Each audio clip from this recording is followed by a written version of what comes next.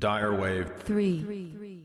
Our anthropology is not derived by human psychology or, empirical data from MIT or something like this. It's derived from the revealed aspect of what we see in Christology. And so there's no real way to diagnose man's problem and to understand man and man's anthropology, as I said, without the right theology.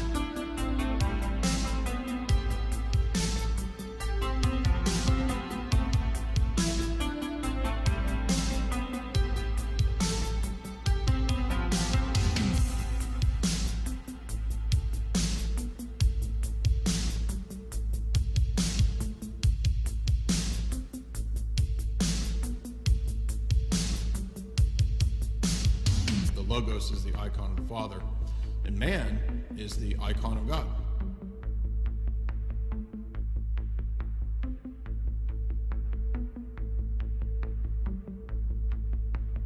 We are the image of God.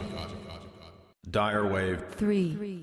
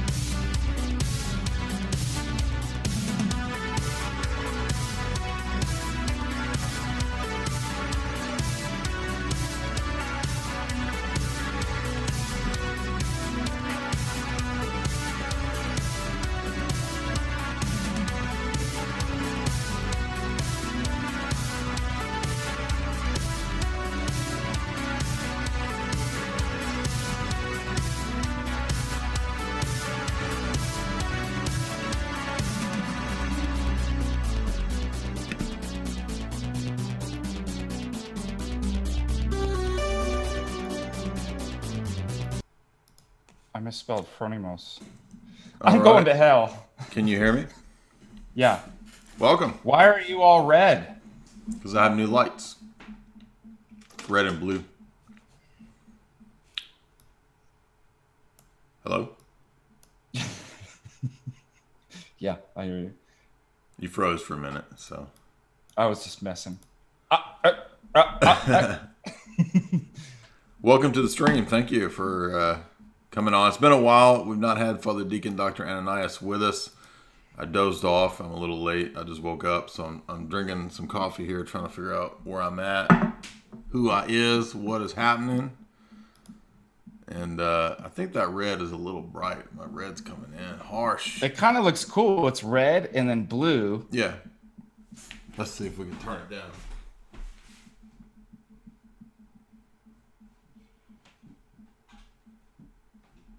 If I move a lot, it's because my chair is uncomfortable. Forgive me, guys. That's a little better. Now I look like a frozen. Do you know what it looks like? What? Do you remember the 3D glasses back from the 80s that you get with the red and blue? I actually am in 3D. It is a three-dimensional discussion that we're having. I'm in the third dimension, although the screen looks two-dimensional. Welcome, everybody. I'm on Jurassic Park, somebody said. I don't know what that means, but can everybody hear us good? Are we good? Can you hear Father Deacon? Can you hear me? How's that sound? We good? I think so. Everybody, be sure and hit like and share. We had a lot of positive statements, a lot of positive comments on the previous debate reviews. So naturally, we have to have our good friend, Father Deacon Dr. Ananias, because he is a very talented debater as well. He's done some debates with atheists on the Discord and, of course, with Matt Slick fairly recently. So welcome, everybody. If you want to support, we'll be answering your super chats with the Streamlabs link there as we progress throughout this discussion. And remember that I will be splitting tonight's super chats with Dr. Ananias. Not the Dr. Ananias with us. There's another guy in Norway that I found by that name that I'm going to split the super chats with him. So it will literally be split with Father Ananias. So, thank you. Anything you want to update us on? I know you've been doing some catechism classes. I've shared some of those links. Anything else you want to let us know is going on with you? Yeah, the catechism classes, I'm going to have to readjust those because now I'm teaching at one of the colleges, teach at two colleges, but one of them's online at the exact same time Monday. So I'm just going to have to figure out a new time to do that. I'm also thinking about putting some other course material together, maybe some ethics, political philosophy. Of course, there's my logic courses.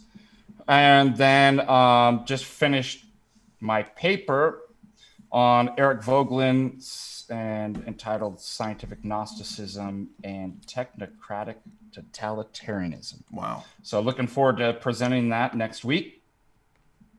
That's about it. Yeah, I'm going to be there. I'll be glad to see you. You'll be there? And yeah, I'm super excited about that. I'm presenting a paper that I wrote in crayon, and most of it I'll be making up the night before. So actually, you know what I was thinking about doing a footnote with a crayon is really difficult, by the way. I was one or two things. You guys can help me with this. I was actually thinking of like retranslating my paper into kind of kindergarten pictures, or I could charade and act it out. Yes. I mean, given the state of our world and where people are at intellectually, I was actually thinking that might be a great idea. I'll do the braille, visible braille. What's it called? Pie charts and for sticky stars for the blind and deaf people. I'll do it for the what I'm talking about. Yeah, exactly. Braille, visible braille, because it wouldn't work. I just realized that was funny because it wouldn't work because. Oh, and then what I'd like to do is visually. What are those things where they do the eye test color, where there's all the dots, like red dots, and then there's like the yellow numbers dots in the background? Rorschach. You know where you have to test. We're talking about a Rorschach. Yeah. No, I don't Why know don't we just do our papers like that, where there's a bunch of dot and like then the actual text behind, and you could have it up on the PowerPoint. ACT? I can't see it. SATs? It's because you're. Is that what we're talking about? You know what I'm talking No, about, I right? don't. You- I don't know what you're talking about. Somebody in the chat help me out. I feel like I'm sound like an idiot here. The chat don't know nothing. They don't know nothing. By the way, welcome everybody. I got a hot top fade now. I got that sweet hot top fade that we did on our own. Let the animals come and crunch off. I'd have to put a little peanut butter on my hair so the animals would come and chew and crunch off. And then I did get myself a vanilla ice lines, but you can barely see them. All right, now we have not heard tonight's debate, and so I think that's a little more fun because the previous debates were only one of those I had heard, and so this one is one that neither of us have heard. So I think you're going to be hearing from us in terms of critiquing both individuals. Don't know who is going to win this debate, but this is the number 2 biggest debate on YouTube with I think 3, 4, 5 million views. So it's William Lane Craig versus Christopher Hitchens, excuse me, about does God exist. You ready to go, Father? Yes, let's do it. And just feel free to hand signal me or flip me off, or I'm joking. Whatever it is you do to let me know if you want to make a point while they're talking. But I'm going to fast forward to where they begin. Don't we have that thing where we could set up like the electric shock? Distance learning program. Yes. Woo, it's getting ruckus up in here. Students of all stripes. Now, it's your job tonight. Okay, we don't want to hear that. Hush. Kind of sounds like Jordan Peterson. I don't know who's first. He was a law professor and broadcast journalist who's nationally Yeah, we know. so very generous. I got a 20-minute introduction. It's a very structured debate according to classical lines until the questions at the end. We begin with an opening argument, 20 minutes to Professor Craig. Professor? Ooh. So William Lane Craig opening up here.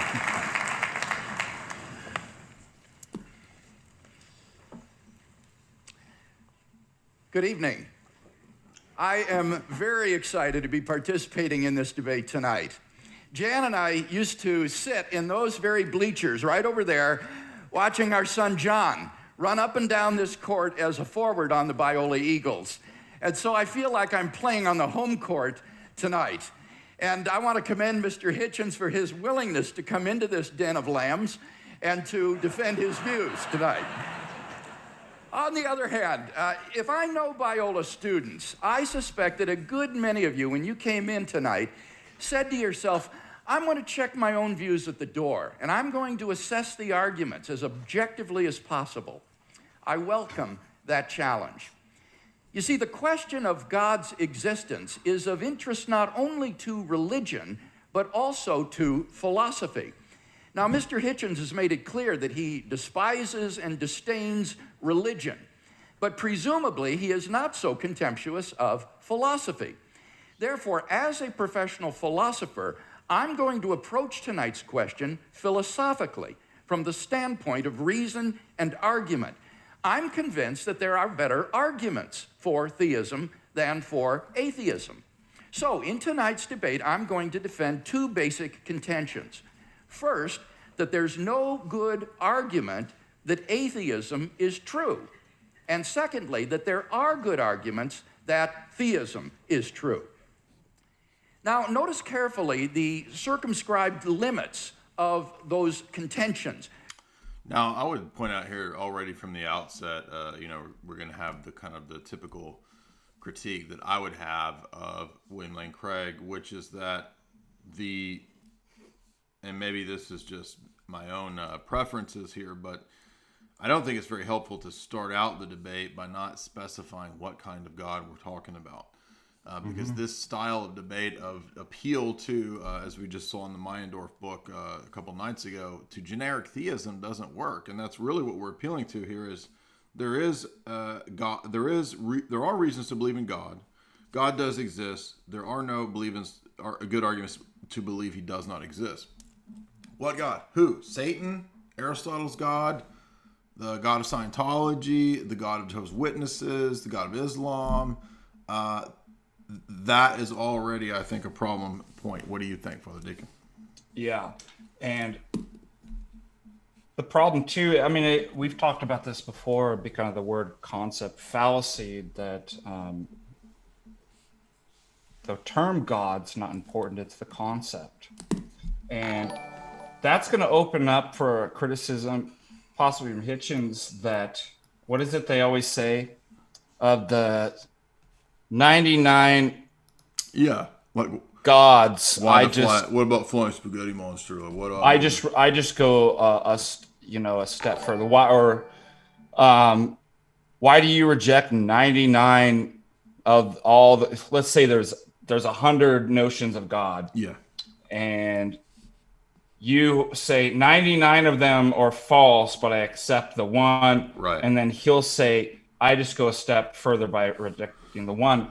Well, that's a fallacy of equivalence, that you're actually talking about the same thing.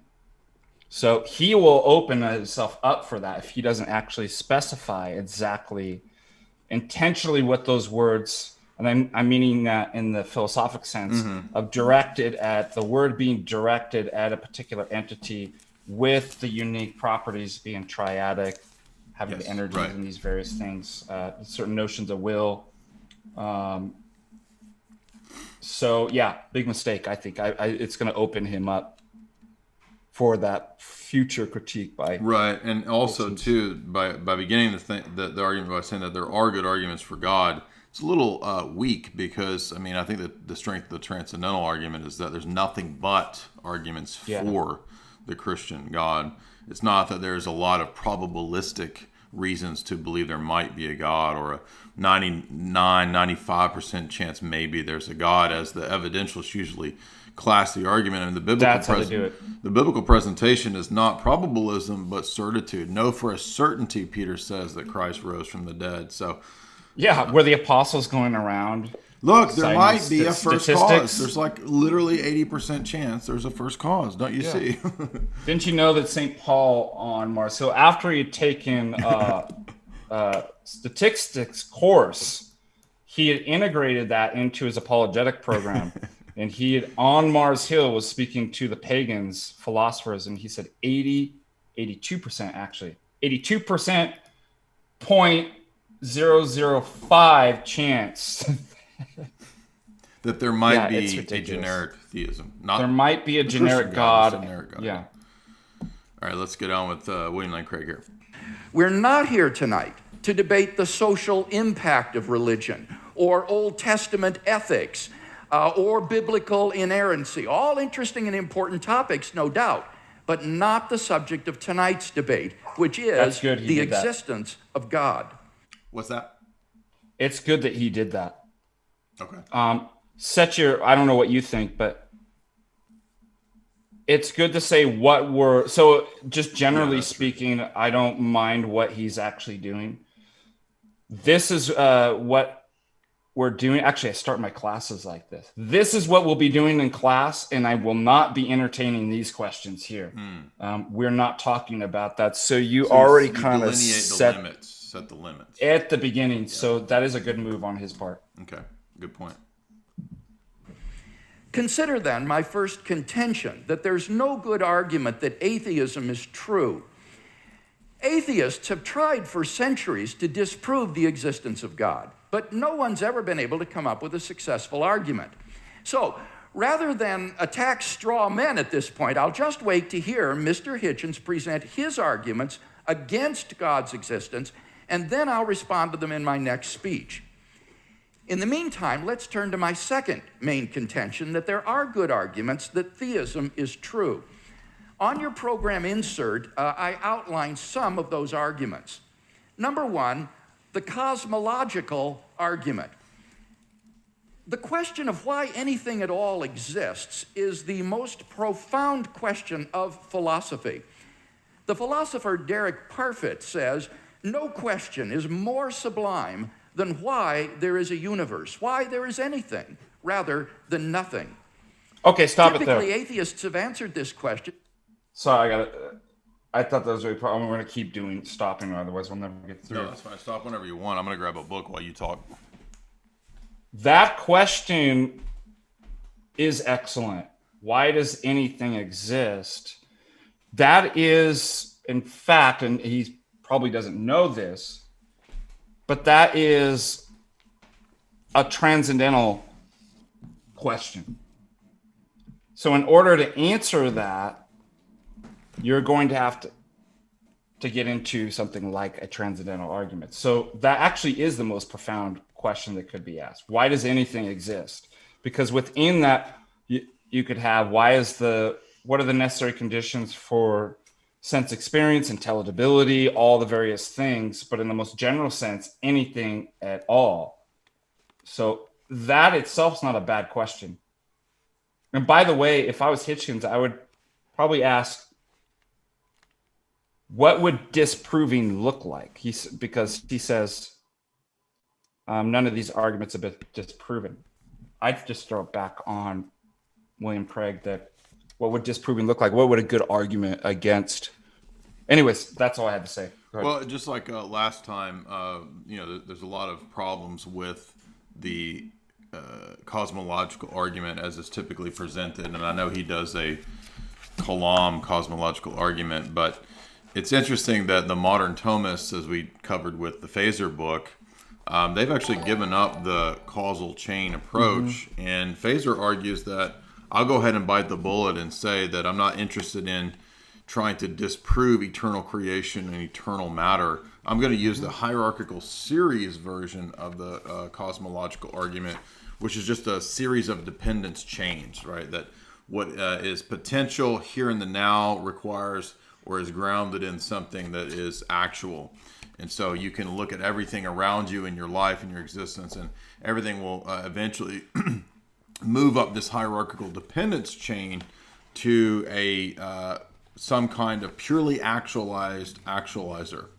The problem, of course, is that the purely actualized actualizer argument or the first cause argument typically defines this generic God as pure act. And the pure act God, if he's eternally pure act, as most of those proponents say, then he's eternally actualizing to be eternally pure act, or else the words don't have any meaning. And that requires something other, something outside of, something ad extra, that he's eternally actualized.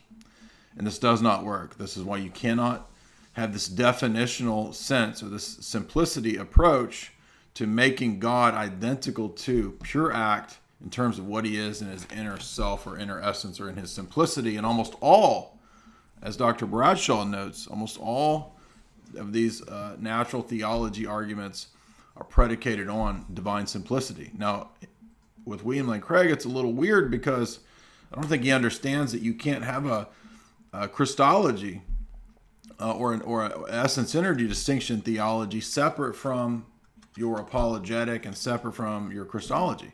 But I've heard him debate Bishop Barron, and he uses the Orthodox essence energy arguments. But these are not compatible with the natural theology, causal chain arguments that you're making. That's the point here, is that he's trying to have his cake and to eat it too. If he's debating a Roman Catholic, he's going to use the Orthodox essence energy distinction arguments.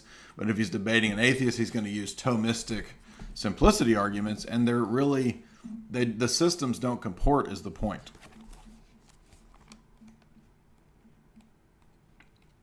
And by the way, there's a great critique of the cosmological argument that is a little, it's a little abstract, but I'm going to get to that later on. There's a whole section dedicated to it in the classic Evangelist Apologetic book by Bahnsen. And we're going to look at the philosophical problems that are similar to the things that I just listed, with just sort of just throwing out this causal approach argument. Anything else you want to say before we go back? No, that's it. That's fine. Question by saying that the universe is just eternal and uncaused. But there are good reasons, both philosophically and scientifically, to think that the universe began to exist. Philosophically, the idea of an infinite past seems absurd. Just think about it. If the universe never began to exist, That means that the number of past events in the history of the universe is infinite. But mathematicians recognize that the existence of an actually infinite number of things leads to self-contradictions. For example, what is infinity minus infinity? Well, mathematically, you get self-contradictory answers. This shows that infinity is just an idea in your mind, not something that exists in reality. David Hilbert, perhaps the greatest mathematician of the 20th century, wrote, "The infinite is nowhere to be found in reality. It neither exists in nature nor provides a legitimate basis for rational thought. The role that remains for the infinite to play is solely that of an idea." But that entails that since past events are not just ideas, but are real, the number of past events must be finite. Therefore, the series of past events can't go back forever. Rather, the universe must have begun to exist. This conclusion has been confirmed by remarkable discoveries in astronomy and astrophysics. One thing I could say at this point is that, so imagine that we do convince somebody that the universe had a beginning with this line of argument, which, by the way, requires a lot of abstract and perhaps debated types of things like what is infinity, what is the nature of a material object in succession, what is the causal relation between objects, what is quote existence, what are ideas, right? This argument as he's presenting it relies on a whole bunch of things that I don't even know if we're justified in making these leaps. And this is always what happens with the proponents of the classical arguments, is that they just assume that everybody agrees and we all know that all of these things that we just listed, this vast list of epistemic and metaphysical things just are the case. It just is. We all know that stuff's the case. And if you grant me all my presuppositions, I can prove to you this point, right? And by the way, so he's making a fundamental mistake. If you go read Aristotle's Metaphysics, where he goes over a lot of these arguments, the problem is that Craig's taking an infinite set of things and saying that's impossible. And then he's conflating an infinite set as referring to things with time. Mm-hmm. And says, well, there can't be an actual infinite set of, well, that's a category error. Aristotle himself, who thought the universe was eternal, would not say there were an infinite set of things, an actual infinite set of things in the universe. And if you go through the metaphysics, you'll see what these arguments are. So that's the first thing I'd point out, is you're making a category conflation there. The very notion of time is a division. So that doesn't mean that there has to actually be a first. If you go through the Aristotle arguments, and again, I don't think Aquinas's argument. Well, yeah, that's the thing is, I mean, Aristotle believes in eternal matter. He believes that the actualizer has always actualized prima materia and moved it. So in other words, as I pointed out on the previous William Lane Craig stream, why do we have to think that there's a first temporal cause? I mean, Aristotle doesn't believe in creation ex nihilo. I mean, isn't William Lane Craig here to defend the Christian doctrine of creation, or is he here to defend the, Ed Feser doctrine of eternal creation? Yeah. Do you see what I'm saying? Do you guys see what we're saying? Yeah, I see what you're saying. Absolutely. One of the most startling developments of modern science, we now have pretty strong evidence that the universe is not eternal in the past, but had an... So we have pretty strong evidence that there was a creation of the world. Does Hebrews 11:1 say that there's pretty strong evidence that there may have been a beginning point of the universe? No, it says that we know by faith, right? And it speaks of this in a sense of certitude, that the worlds were formed out of nothing by the word of God, right? And so William Lane Craig himself has a whole book defending creation ex nihilo, and I know he believes in creation ex nihilo, but how are we going to defend the idea on the one hand that there's a God outside of time and space who begins this causal chain, but we're not going to be interested in defending the idea that he's a personal God, that he's a Trinity, and that he creates ex nihilo, you see? Because anybody could adopt these same arguments and say, well, okay, but I don't accept creation ex nihilo. I accept Aristotle's eternal mover. Right, yeah. Absolute beginning about 13 billion years ago in a cataclysmic event known as the Big Bang. What makes the Big Bang so startling is that it represents the origin of the universe from literally nothing. For all matter and energy, even physical space and time themselves, came into being at the Big Bang. As the physicist P.C.W. Davies explains, the coming into being of the universe, as discussed in modern science, is not just a matter of imposing some sort of organization upon a previous incoherent state, but literally the coming into being of all physical things from nothing. Now, this puts the atheist in a very awkward position. As Anthony Kenny of Oxford University urges, a proponent of the Big Bang theory, at least if he is an atheist, must believe that the universe came from nothing and by nothing. But surely that doesn't make sense. Out of nothing, nothing comes. So why does the universe exist instead of just nothing? Where did it come from? There must have been a cause which brought the universe into being. Now, as the cause of space. So there's a little bit of circularity going on there, because it's absurd to say that the universe came into being out of nothing. It can't be an infinite causal chain. And so it had to have had some kind of external causation. But the problem is that this argument requires a supernatural movement. Okay, so we've been in the domain of created causation. And this is the point that Hume makes with the pumpkin patch, which is that, when you have the generations of pumpkins from one generation to the next, the pumpkin seeds, where do you get the great pumpkin in that chain? Okay, so we've got nothing but natural causation. Causation in the natural world appeals to natural theology in the sense of just looking at the world and seeing that one event leads to the next event.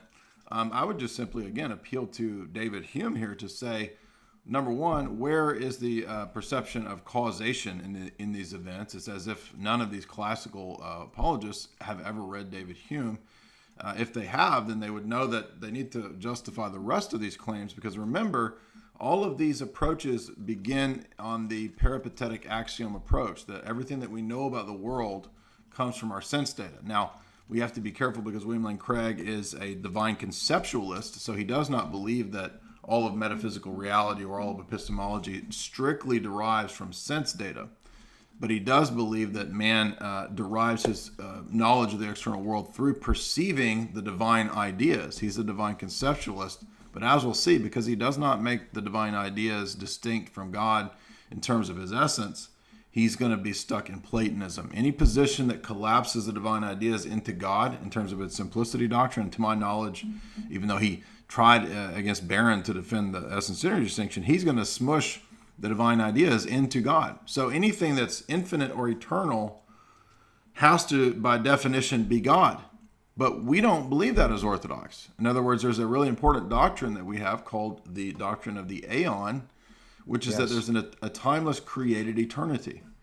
So, in other words, for us, there is created infinites. There are created infinities that are not identical to the infinity that is the interior life of God himself. And William Lane Craig does not know that or believe that. So he's going to actually end up, if he's consistent, in Platonism.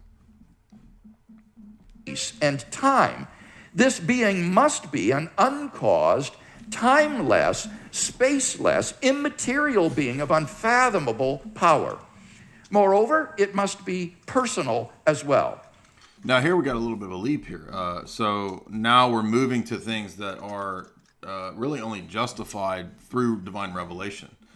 But how is it that we're going to, through the natural causal means, to establish that he's one, he's simple, he's the beginning cause, he's outside of time and space, whatever things he listed. But now but he's also personal, you see. But in this classical framework, you have this notion that some of the doctrines that he's arguing for here are based in revelation, and some of the arguments are based in natural theology. And what I'm trying to say is that that divide between the two doesn't make sense if you believe in Orthodox theology, which is biblical, right? Because there is no, in other words, the oneness of God is just as much a revealed doctrine as the fatherhood of God. So God's personhood is just as much a revealed doctrine as is the doctrine of his unity and simplicity. There's no arbitrary divide between the ones that we put in the category over here of natural theology that are self-evident, and then over here is Trinity, personhood, virgin birth. Those are the doctrines of revelation. Do you see that Thomism has that two-tiered scheme? Yes. But the problem is that there's no way to justify the two-tiered scheme, because in Orthodox theology, in the theology of the fathers, all of what you know is what you know on the basis of revelation. Now, there's different types of revelation, right? There's revelation that God gives us about the created order, and there is revelation that he gives us about himself. But there is no natural theology and no natural revelation, precisely because all knowledge of the created order and of God is the logi. That's right. So they're not separated. We bring this up all the time with Demetrius Stanilois. Right. By the way, that's out of print, and I heard it's like anywhere from $90 to like $130 now. Good news, it means people are reading Demetrius Stanilois.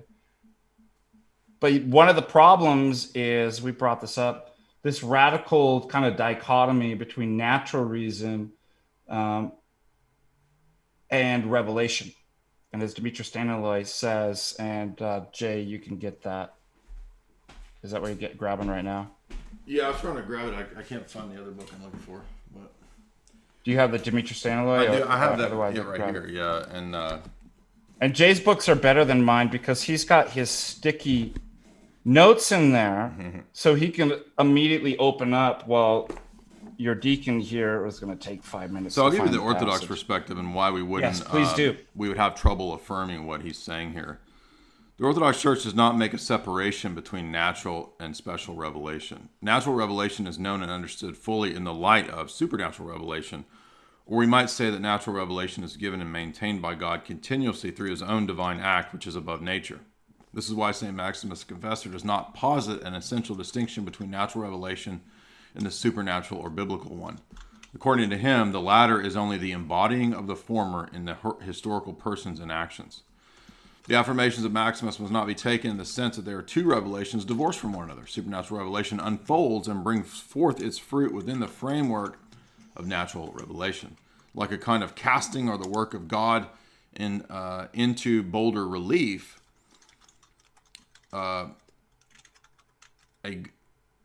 A guiding of the physical and historical world toward that goal for which it was created in accordance with the plan laid down from all ages. So, in other words, the natural world itself is understood in the light of the incarnation. So there literally is no way you could do natural theology in Orthodoxy because of our incarnational theology, because man's own creation presupposes the incarnation of the Logos, literally. I mean, this is brought up consistently in the Eastern Fathers. And so there's a different presupposition between whether you understand the created order principally through the second person of the Godhead, through the Logos and his Logi, which are the patterns of creatures, or whether you approach it autonomously. And make no mistake about it, natural theology is an autonomous epistemology because, yes, as Father Deacon has pointed out in his paper, Fides et Ratio of John Paul II explicitly identifies it as that.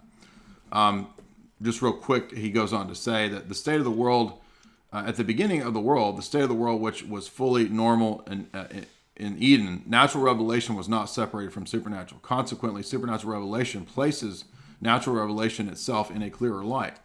It is, however, possible to speak of natural revelation and of a supernatural one within the framework of which natural revelation, the work of God, is not emphasized in the same way, nor is it as evident as supernatural revelation. In other words, the knowledge that you would have of nature is not identical in the sense of clarity that you would have if you read the scriptures. The scriptures are clearer in terms of divine revelation, but the content is the same. And this is why Maximus says that the Logos is embodied in creation itself. That's his whole point. Speaking concretely and with accordance with our faith, the content of natural revelation is the same. Right? is what he's basically saying in that chapter. And I wanted to read that section about, I'll let you go on here. I can, is there anything you wanted to add to that? No, I'm sure this stuff will come up again. So, Okay, I'm going to look for that book real quick while I play the rest of this. Why? Because the cause must be beyond space and time. Therefore, it cannot be physical or material. Now, there are only two kinds of things that fit that description. Either an abstract object, like numbers, or else a personal mind. But abstract objects can't cause anything. Therefore, it follows that the cause of the universe is a transcendent, intelligent mind. Thus, the cosmological argument gives us a personal creator of the universe. 2, the teleological argument. In recent decades, scientists have been stunned by the discovery that the initial conditions of the Big Bang were fine-tuned for the existence of intelligent life with a precision and delicacy that literally defy human comprehension. This fine-tuning is of two sorts. First, when the laws of nature are expressed as mathematical equations, you find appearing in them certain constants, like the gravitational constant. These constants are not determined by the laws of nature. The laws of nature are consistent with a wide range of values for these constants. Second, in addition to these constants, there are certain arbitrary quantities put in as initial conditions on which the laws of nature operate.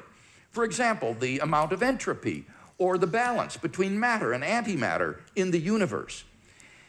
Now, all of these constants and quantities fall into an extraordinarily narrow range of life-permitting values. Were these constants or quantities to be altered by less than a hair's breadth, the balance would be destroyed and life would not exist. So a couple points to make here, which again I think is going to be evident when we get to the next part. I don't know how Hitchens is going to approach this. I don't know what his approach is going to be, but I mean, I would at this point, again, just like in the previous debates, I hate to be the pseudo David Humean here, but like, what are we talking about when we're listing all of these things that we just know are the case? Let's take the first example, which is billiard ball A hits billiard ball B, and this is cause. Just going to say that. This is causation. Is it really? Now, remember, this approach is not appealing to revelation. It's starting with the appeal to sense data. Any argument that's a causal teleological argument is appealing first and foremost to sense data. I recognize that William Lane Craig is not an empiricist, but this approach epistemically is still empirical in its orientation.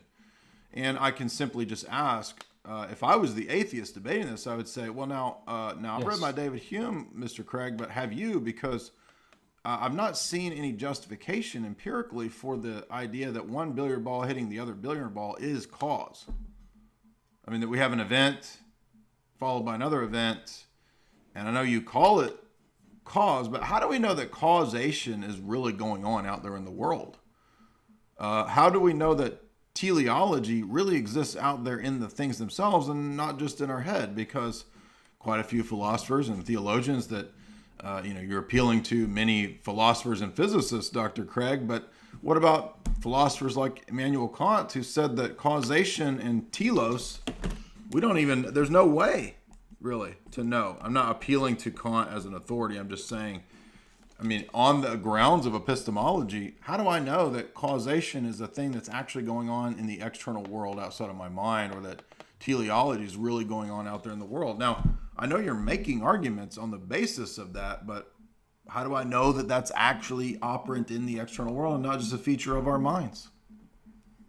And there's no way to prove that empirically. So the starting point of this argument and its philosophy has begun empirically, right? Even though I recognize William Lane Craig is not an empiricist, he admits abstract objects, divine ideas. I know that, but the starting point, the fundamental presupposition, is not revelation. It's autonomous, generic theism and sense data. Now, the sense data here, remember, sense data does not always just mean physical things, right? Here, sense data is interpreted as metaphysical principles in the world like causation and telos. The sense data tells us that there's abstract things going on in the world, meaningful things like causation and purpose in the world. But none of that has been demonstrated. It has to be assumed. And when we assume it, then perhaps, yes, William Lane Craig can lead us to our conclusions. But a sophisticated atheist who's read David Hume won't let him get away with that. Father Deacon, what do you think? And I'd say it's actually not philosophical. It's unphilosophical, because what is philosophy? It's living the examined life. It's not taking anything for granted. And yet all these people who purport to be philosophers will just go, we all just agree to this. We don't even have to examine these things, whether we can actually know that there's causality, or how I would know that. And they just start from an unexamined starting point and then call it self-evident. And these same people, I think it's betraying even philosophical profession. I'm sorry, but and these same people, the theists and the atheists, by the way, but the theists, as we saw in one of the other debates, I think the Trent Horn, they will actually at times appeal to quantum physics and quantum physicists who do not accept the normal classic mode of causation. Now, I think it's silly to talk about reverse causation and all this philosophical nonsense of quantum physics, but I'm saying if you're going to go that route and you're going to appeal to things like quantum physics, then why wouldn't we start allowing other things? Maybe causation happens in reverse and we just don't understand it. And there's this quark Dirac thing going on where events happen, and they affect things in the past, right? I mean, I don't think that that's true. I'm just saying that once we've said that we're going to appeal to these kinds of secular approaches to prove our principles, we've kind of opened up the gateway to anything and everything. Do you see the point I'm making? Maybe I'm not stating it well, but... Well, I could state it much better than you can. I'm sure you could. That's why you're the PhD man. I'm sorry, that was really rude. Forgive me in the chat. So it's actually another betrayal to classical foundationalism. Isn't classical foundationalism... I don't know if he's a classical foundationalist. Well, he has to be of some kind because he's appealing. He's of some foundationalist variety. But each thing that your argument or premise depends on needs to be more certain and more clear. So what does he do? He makes his arguments dependent on things that are less clear and less certain by appealing to ever-changing inductive arguments from science. There you go. Exactly. Right. That's what I was trying to say. Yeah. There was a few. Let's say I always have to pull up the debate that I did with Steph on here, because at the top of that debate I listed multiple points that apply to the classical theist just as much as they apply to the atheist. So let's see what those points are. And anybody who has this empiricist approach to apologetics, even if they're not an empiricist in the sense of the school, they have an empirical approach and they're not an empiricist, these critiques still apply, because the domain of epistemology, as you know, Father Deacon, has raised these questions, and they've not been resolved on those grounds, like on the grounds of secular philosophy, secular epistemology, empiricist epistemology, or even a Platonic type of epistemology. You have to assume these things are the case to even reason at all, right? So we have the myth of the given. We have the problem of the external world. We have the problem of induction. We have the status of immaterial objects. We have the notion that there's no properly basic beliefs. But now you notice already multiple things in Craig's argumentation have already been assumed here that he's not demonstrated, right? Causation for him is a fundamental foundational belief. But on what basis is one piece of sense data, right, empirical data, more, quote, foundational than any other piece of sense data? In other words, I have a sense impression of bread. I have a sense impression of coffee. I have a sense impression of two billiard balls hitting one another. One of those I call causation. The other two I call other things. how do I know that causation is somehow more certain, more a priori, more foundational than any other sense object that I've experienced? Do you see what I'm saying? Where we've just got all these assumptions, right, that are not justified, that are just passed over. Like, well, we all know this. It's sorcery. We all know. We all know that. So yeah, and people, I think, may misunderstand me when I say that you can apply the critiques of the empiricist to the classical foundationalists, because they don't answer those questions typically. They just assume that they're the case. Now, I would agree we have to assume those things, but once we start admitting that we make assumptions and presuppositions, now we're moving out of the realm of foundationalism and into circularity in arguments. And that's not where these people typically want to go. To give just one example, the atomic weak force, if it were altered by as little as 1 part out of 10 to the 100th power, would not have permitted a life-permitting universe. Now, there are 3 possible explanations of this remarkable something. Suppose he comes across an atheist who's into philosophy of science, and they're anti-realist or instrumentalist, and he's giving all these arguments that if it was just a little bit different. So I think that's a problem for William Craig. He probably hasn't encountered somebody like that. I don't know, but they're out there, and they're bound to run into them. I think he did have a point. debate with Graham Oppie, and he said Oppie was the best atheist that he had debated. But I have not yet heard that debate. Maybe we need to review that down the road. But could you give an example of like why those positions would be problematic for Craig?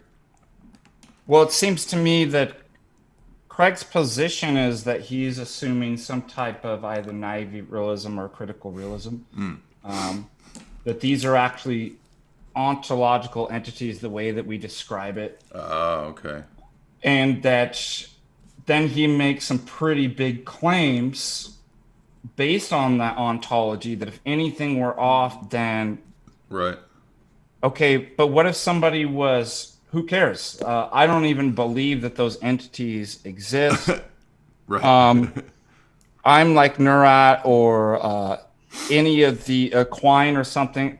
I would just it would just be a language and paradigm problem. I just adjust my language. Yeah. Because we're not actually describing things in a one-to-one isomorphic correspondence. We're talking about things more in terms of like a language game that impinges upon reality at the outside. So somebody who was savvy enough on the uptake that was coming from an instrumentalist or anti-realist view concerning science could just say, who cares? Like, I'll just modify my language to make it work. Fine-tuning, physical necessity, chance, or design. Now, it can't be due to physical necessity because the constants and quantities are independent of the laws of nature. In fact, string theory predicts that there are around 10 to the 500th power different possible universes consistent with nature's laws. So could the fine-tuning be due to chance? Well, the problem with this alternative is that the odds against the fine-tunings occurring by accident are so incomprehensibly great that they cannot be reasonably faced. The probability that all the constants and quantities would fall by chance alone into the infinitesimal life-permitting range is vanishingly small. We now know that life-prohibiting universes are vastly more probable than any life-permitting universe. Yeah, well, maybe the world is just, one random damn chance place. I mean, like, how does this get me to the conclusion that there was a supernatural beginning cause? I mean, maybe maybe Satan is the supernatural first cause who just set all this up, and and I agree. It's fine tuned. Satan fine tuned this universe to be a place where humans could just pop out of the. He believes in the billions of years of evolution. So, like, okay, so yeah, Satan just guided human evolution over many millennia. How does this get me to what kind of theism are you arguing here? Yeah, exactly. So if the universe were the product of chance, the odds are overwhelming that it would be life prohibiting.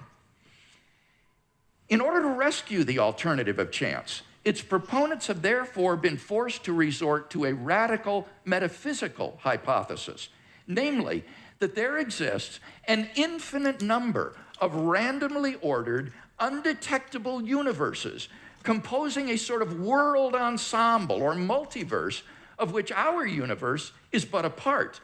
Somewhere in this infinite world ensemble, finely tuned universes will appear by chance alone, and we happen to be one such world.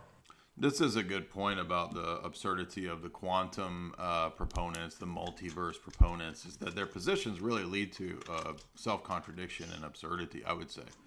Because once we start saying that there's an infinite random number of possible worlds where, you know, every possibility is actualized, really all meaning and interpretation goes out the window, because you're no longer you when you can be an infinite number of variations of you in other universes. And we have no empirical data that there is such a thing. It's all purely theory, purely speculation. And as I said in the last debate discussion, the quantum multiverse nonsense is really just a way for the unbelieving worldviews to try to re-interject mysticism and metaphysics. They don't have metaphysics, and so they have to re-interject it. And really, Do you know what it reminds me of? What? So do you remember when we were kids and it's like you challenge your friend, like my dad's stronger than your dad, he can beat you up. Yeah. It's like my dad could beat you up 3 times. It's like, Your oh yeah, God 5 has times. one universe? Okay, well, I believe in like the universe being millions of universes that are infinite. Yeah, so we would always say as kids, like, oh yeah, but I infinity that, right? Infinity of and infinity. I was like, ooh. No, I got an infinity of infinity. Oh! That is all, what it's like. just That's a good point. grown-up, childlike behavior. Now, wholly apart from the fact that there's no independent evidence that such a world ensemble even exists, the hypothesis faces a devastating objection. Namely, if our universe is just a random member of an infinite world ensemble, then it is overwhelmingly more probable that we should be observing a much different universe than what we in fact observe.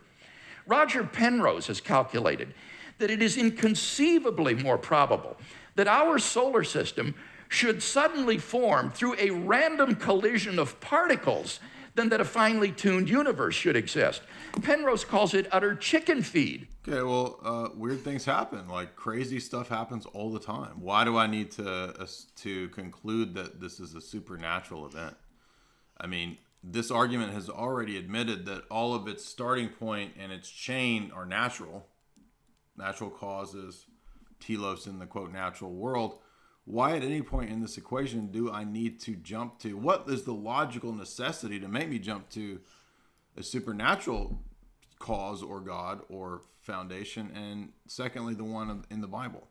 That's the weakness of this argumentation, is that it doesn't prove what it's trying to prove. It just puts the atheist in the position to pass the judgment on God and say, okay, well, I mean, crazy stuff happens. It's just like when you present, but there's a lot of evidences for Jesus rising from the dead. Okay, he rose from the dead. Crazy stuff happens. How does that prove the Trinity? How does that prove he's God, right? Exactly. By comparison. Did you have a point? Okay. So, if our universe were just a random member of a world ensemble, it is inconceivably more probable that we should be observing an orderly region no larger than our solar system. Doesn't this argument rest on prior assumptions of mathematics and probabilism and statistics? I mean, have we demonstrated any of that? Nope. We're just making these arguments about. So let's probabilities. remember that. We'll keep coming back to this point. First things first. Observable universes like those are simply much more plenteous in the world ensemble than finely tuned worlds like ours, and therefore ought to be observed by us. Since we do not have such observations, That fact strongly disconfirms the multiverse hypothesis. On atheism, at least, then, it is highly probable that there is no world ensemble. Okay, well, it's highly probable, but there's still a chance, right? So again, So you're saying there's a chance. yeah. So there's a chance that atheists are right, but well, like probably not. So please give Jesus a chance, right? When it's the other way around, that's the weakness of this apologetic, right? Hey man, why don't you just please give Jesus a chance, man? He's trying hard. He needs you. You got to cut in the Dumb and Dumber. So you're saying there's a chance, right? At that Tuning of the point. universe is therefore plausibly due neither to physical necessity nor to chance. It therefore follows logically that the best explanation is design. Thus, the teleological argument gives us an intelligent designer of the cosmos. 3, the moral argument. If God does not exist, then objective moral values do not exist. By objective moral values, I mean moral values which are valid and binding, whether we believe in them or not. Okay, again, what God? I mean, I could believe in the God who commands as a standing moral commandment jihad. It's too general. It's too general of a concept. I mean, what are the morals we're talking about here? I mean, how are you going to get this apart from Revelation? I mean, again, natural theology, I can look out at the world and I see predators and prey. I mean, is that a moral, standing moral command and relationship based on natural law and natural theology that if I'm the dominant predator, the alpha apex predator, I have the right to eat you? I mean, the natural world evidences that. Is that not natural? What if Hitchens was just like, okay, I accept Odin? Yeah, right. I mean, he probably will say that, Savior. right? He's probably going to say, okay, yeah, of the 99 gods, I accept Odin, and Odin commands that I eat my enemies. Many theists and atheists. It's an objective moral, though, right? So I'm going to admit objective morals. It's just that God tells me I have Hey. to eat you. You guys in the chat, stop arguing extra topics and pay attention to this. I mean, we are taking our time, our precious time out for you. Don't you want to learn something? What are they arguing Or do you about? want to have all kinds of other arguments? There's a on- libertarian atheist arguing about property rights, as if there's anything that's a right if you're an atheist. That's Yeah. completely... Well, that's, oh, wait, self-evident. Well, it's just self-evident. It's self-evident. What about praxeology? Self-evident. Yeah. Metaphysics doesn't No, I mean, exist, seriously, but it guys, does. like, don't you guys want to learn something?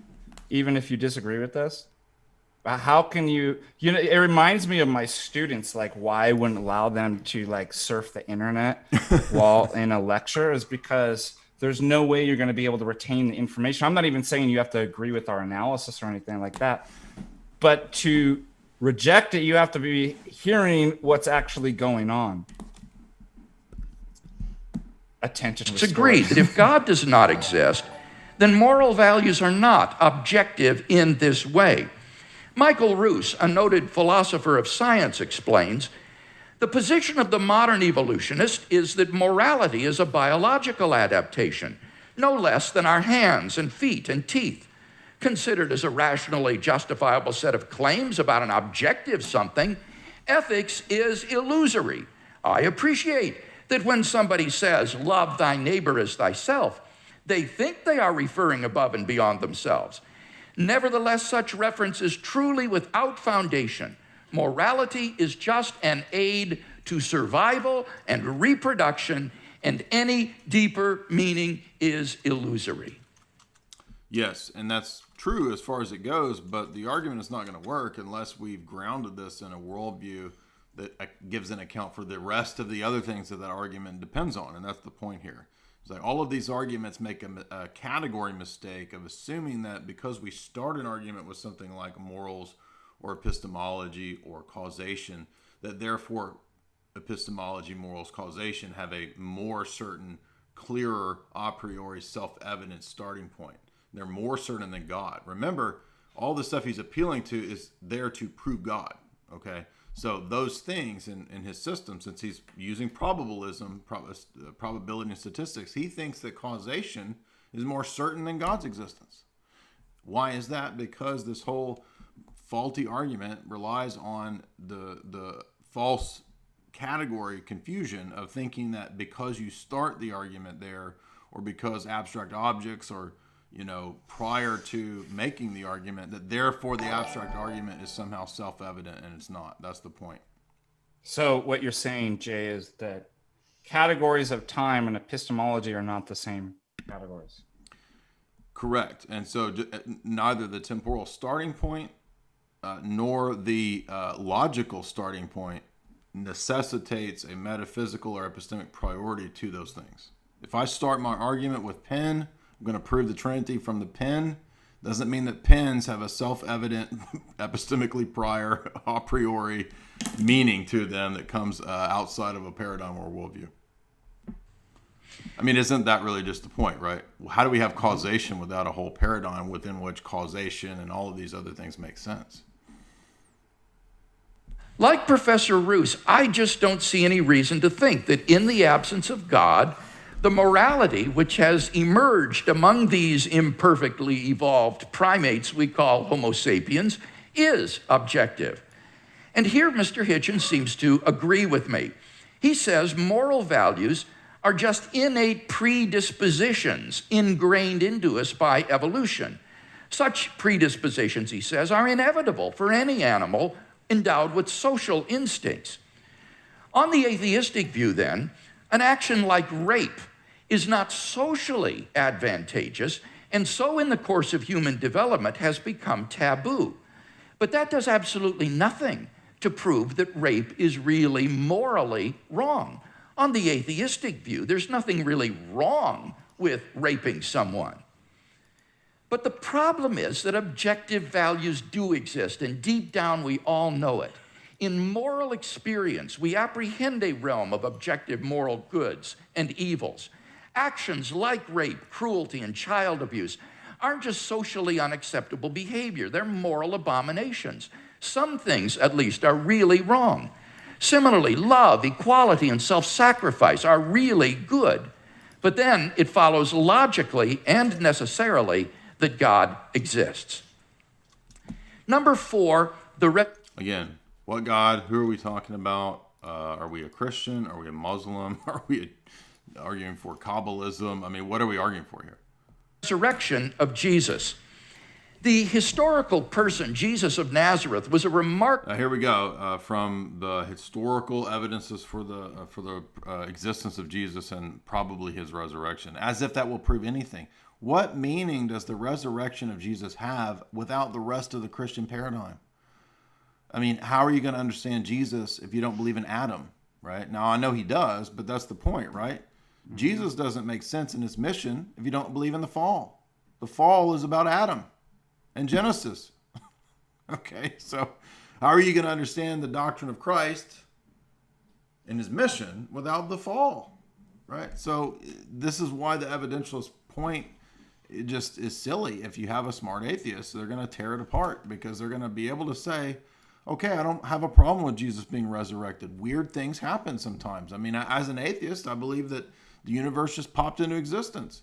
And there's a, very low probability that, that the universe would just fine tune so that life comes to be. But it did. There's just a small sliver of chances how we got here. And it just happened. And Jesus, probably did just pass out, or he used the poison from a pufferfish, and it gave the impression of what if you're an atheist and you said, we atheists too believe in miracles? We call them naturalistic miracles. Yeah, exactly. Yeah. There's a scientific explanation yet to be found for why Jesus appeared to have passed out or died and come back. Maybe it is not scientifically possible for the body to die for a few days and come back. In fact, by the way, I could use the Muslim argument, right?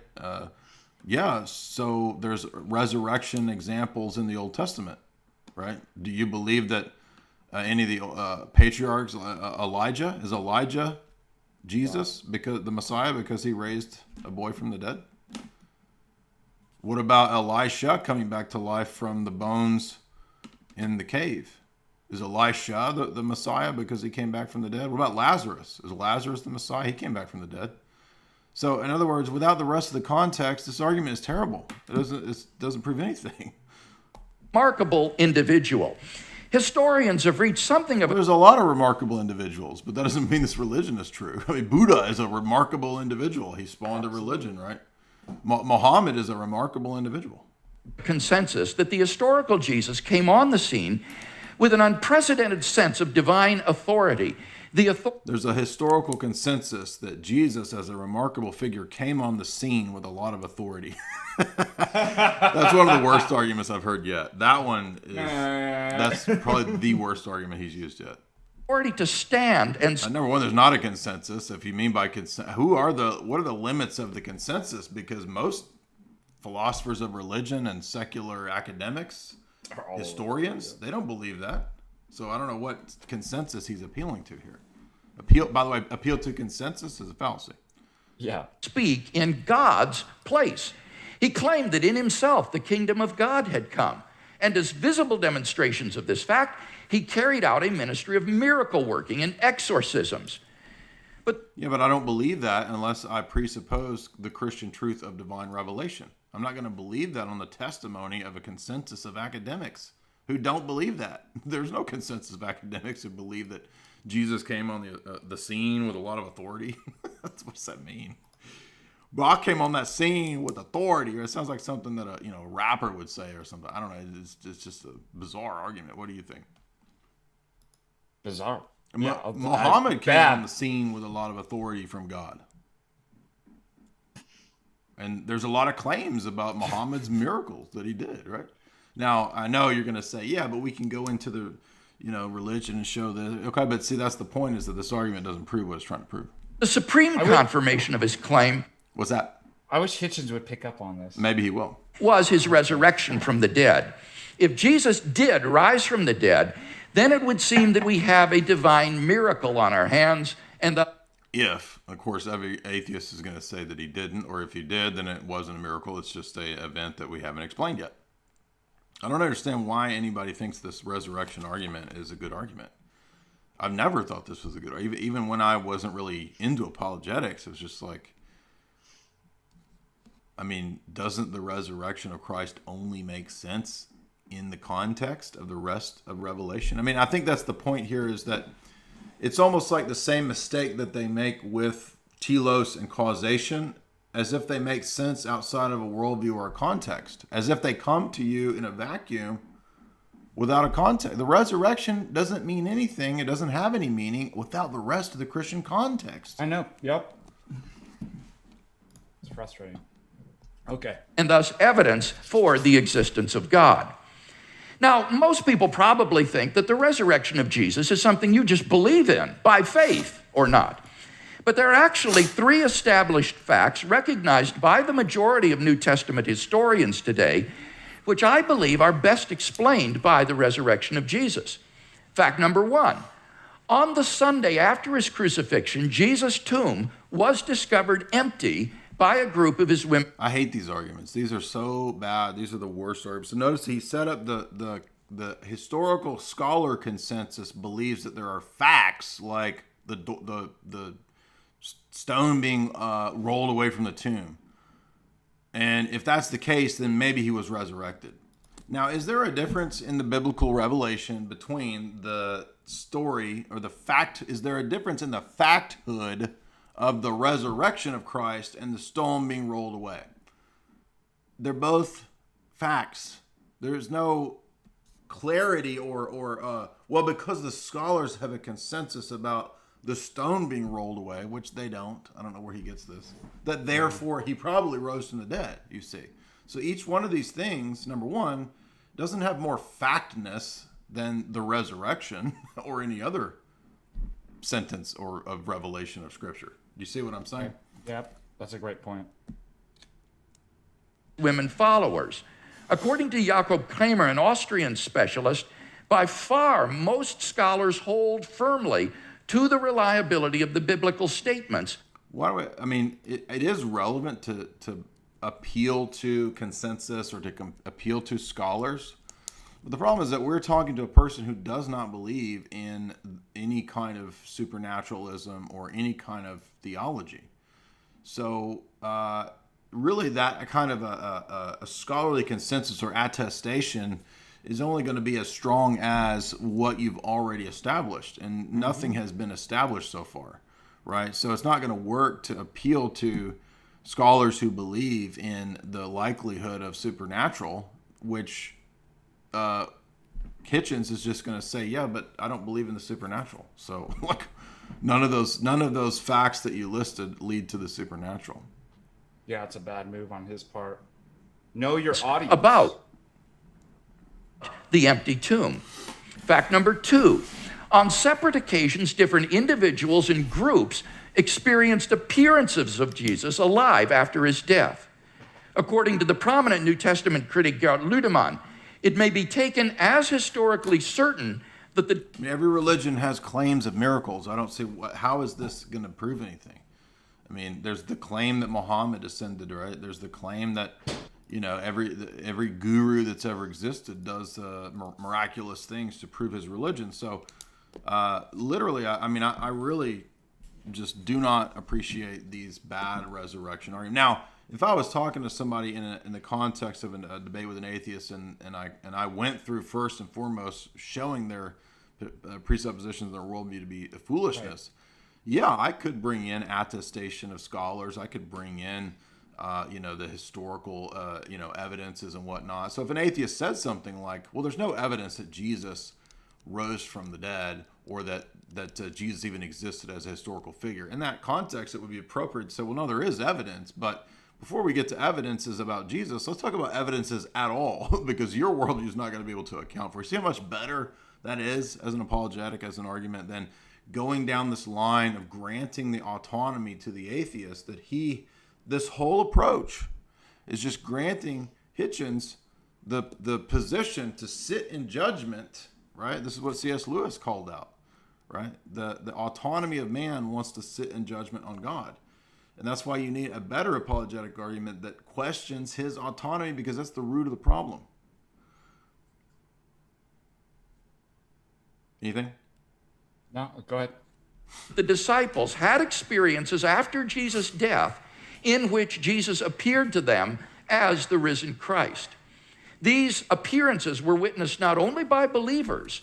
Well, maybe I believe that Jesus is a spirit, who one of the spirit sons who rose from the dead, like Mike in the Urantia cult, right? He believes that Jesus is one of the 700,000 sons of God, and that his spirit appears post-resurrection to people.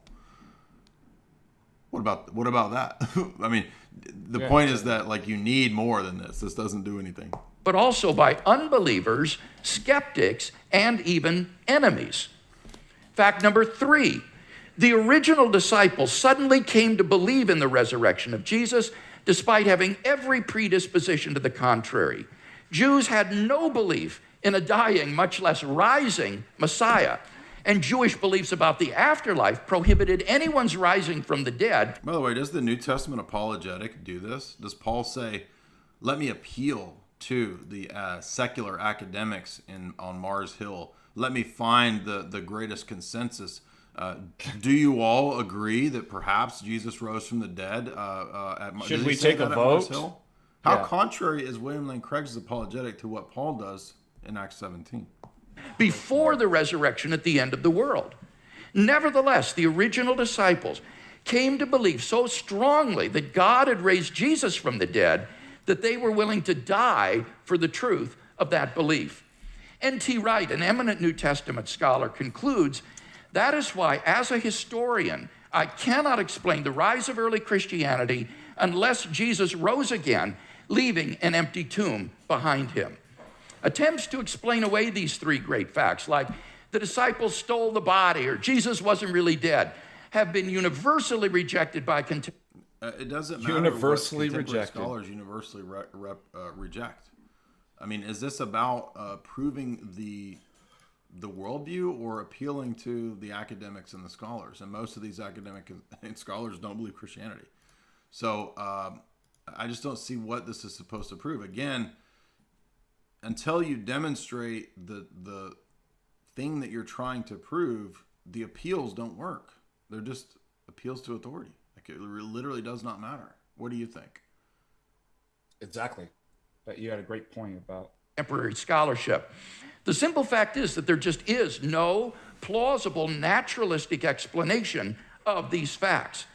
And therefore, it seems to me the Christian is amply justified in believing that Jesus rose from the dead and was who he claimed to be. But that entails that God exists.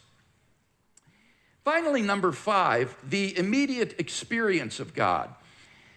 This isn't really an argument for God's existence. Rather, it's the claim that you can know that God exists wholly apart from arguments, simply by immediately experiencing him. Philosophers call beliefs like this properly basic beliefs. They aren't based on other beliefs. Rather, they're part of the foundation of a person's system of beliefs. Other properly basic beliefs include the belief in the reality of the external world, the belief in the existence of the past and the presence of other minds like your own. When you think about it, none of these beliefs can be proved. But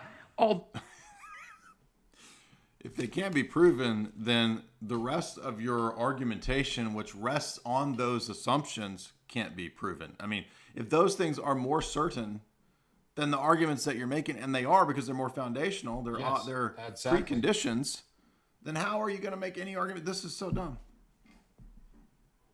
Though these sorts of beliefs are basic for us, that doesn't mean they're arbitrary. Rather, they're grounded in the sense that they're formed in the context of certain experiences. In the experiential context of seeing and hearing and feeling things, I naturally form the belief in a world of physical objects. And Okay, but that doesn't justify the belief or the assumption. So saying that they're formed in the context of doing that thing, like seeing the external world, believing the external world is formed in the context of experiencing an external world or seeing an external world, that's a circular appeal here.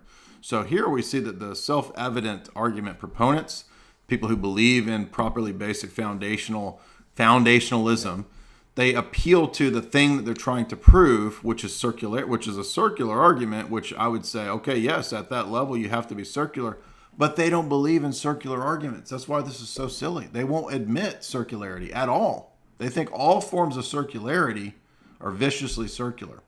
So even at the foundational level, the people that have this kind of a view of self-evident stuff, they don't believe that it's circular. And then when you ask, well, how do you justify what you just claim to believe in? They say, well, because sense data tells us that there's an external world. Well, that's what we're asking for. Like, you can't be circular, right? I mean, Father Deacon, what would you say to this? Well, it also denies the whole theory laden. Yeah. What was that I call it the cognitive penetration argument, if you remember this.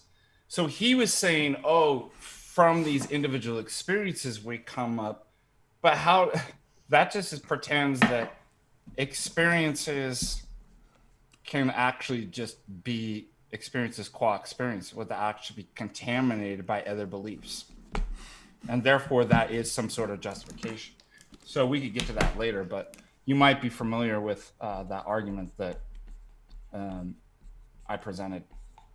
I call it the cognitive penetration argument. Because people think that you can, and he will as a foundationalist, that you in some sense can be justified. What did he say? He says it's not a proof, but then that justifies you believing in all these other things. Mm-hmm. Yeah, but that pretends that you can approach those things without theory contamination, without your ideas and biases contaminating the actual experiences. Yeah, I mean, this is the point that none of the beliefs that we have are actually properly basic from this perspective. In other words, it's assuming that certain things are properly basic. We're asking, how do you know that? And the appeal is, well, but they're foundational and basic, right? Because they underlie the experience. There's no way to prove them, so they're properly basic. Well, then how do we know that they're the case? Well, we don't. Notice that Craig said that. Craig said that we don't even prove that there is the external world, which is a very bizarre admission for a person trying to argue for theism and creation and the resurrection of Christ. I mean, couldn't I, as an atheist, say, "Oh, okay, I agree. It's all a simulation, Dr. Craig, and yes, Jesus resurrected in the simulation that you think is the real world, right?" So I agree with you, Dr. Craig. There is no proof of the external world. We live in a simulation, and Jesus is part of that simulation. Here, do you want to hear my argument against? So I call this the argument from arbitrariness. This is, you give this to any of your foundationalist friends. Kids, you got foundationalist friends? Give them this argument here. Sort of along the lines that Billy Craig was saying, that there's properly basic beliefs, such that a person's properly basic belief that P is justified, although there's no further reasons. Didn't he admit that? You can start with that as properly basic and you reason up. There's no other further reasons behind that.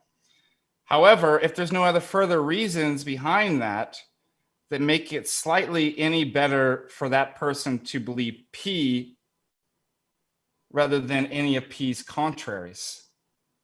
And since admittedly there are no reasons behind that, there's no reason to have P be a properly basic belief for you as opposed to not P.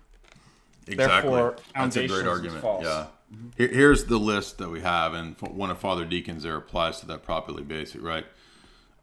Myth of the given. This argument assumes that some objects just have a givenness to them, a wholly present nature to them, that through your sense data, you just have this one-to-one kind of correspondence that objects are as they are presented, right? The external world, oddly enough, which Craig said cannot be proven, does he not know what a transcendental argument is? Does he not know that they are arguments? I mean, he himself says in one of his older debates with that British atheist that he accepts the external world as a transcendental category, as a presupposition. So I'm not sure why he doesn't think that's an argument, but there's no properly basic beliefs. And now you might think underdetermination of data doesn't really apply here because this is philosophy. Well, actually, didn't you hear him appealing to a lot of scientific data and claims? Now, if you're an empiricist, if you're a foundationalist, how do you know which narrative, which story best interprets the classes of data? You don't, right? So in other words, it's just another assumption that the position, when it appeals to the scientific data, that data has the right interpretation of the facts. And that's another thing that can't be proven empirically. It has to be assumed. And many other things could be listed as well.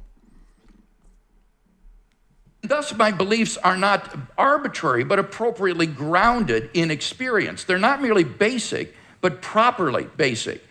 In the same way, belief in God is for those who know Him a properly basic belief grounded in our experience of God.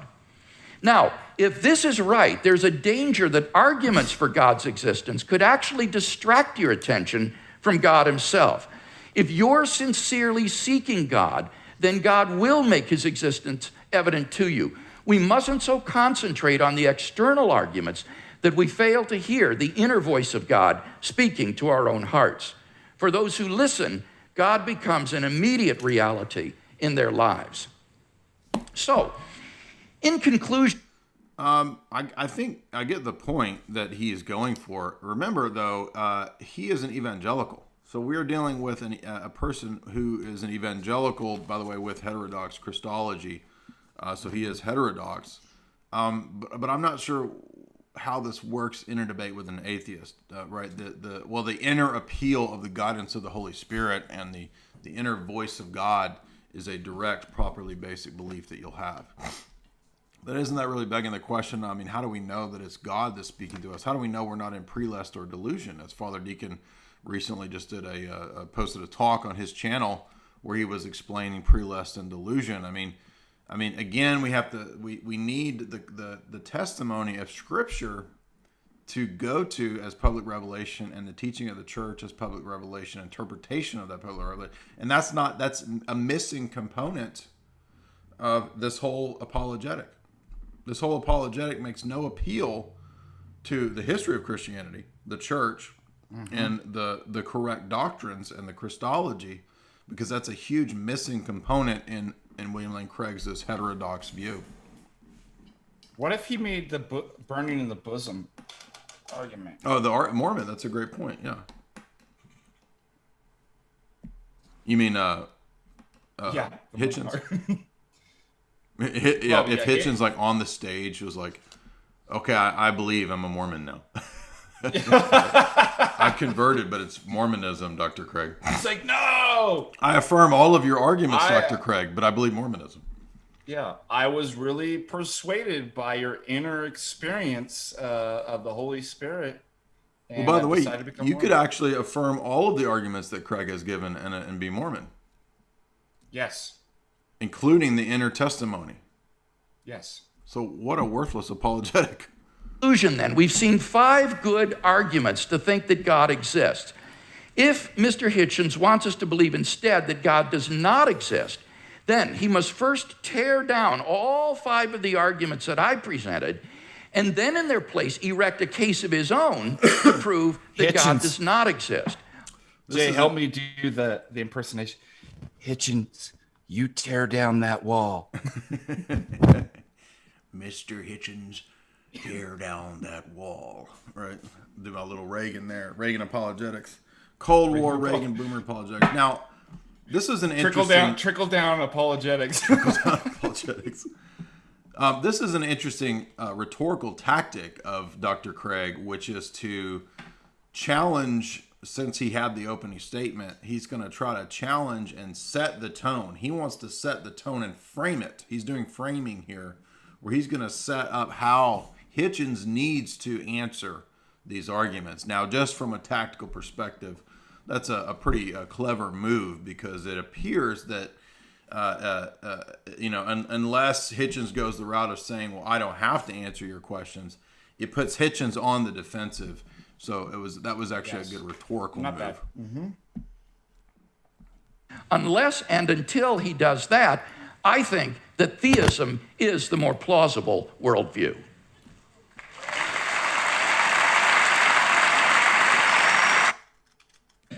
For belief in the supernatural, for belief in faith, for belief in God. We're going to go to Hitchens now, obviously. But that there are very interesting and noteworthy discrepancies between them. And one that I want to call attention to at the beginning of this evening is between those like my friend Doug Wilson, with whom I've now done a book of argument about Christian apologetics, who would call himself a presuppositionalist. In other words, for whom really it's only necessary to discover the workings of God's will in the cosmos. That's interesting. And by the way, I remember the Hitchens Wilson debate many years ago. I actually watched that, not live, but I watched that debate back in the day. And Doug Wilson does do a transcendental argument.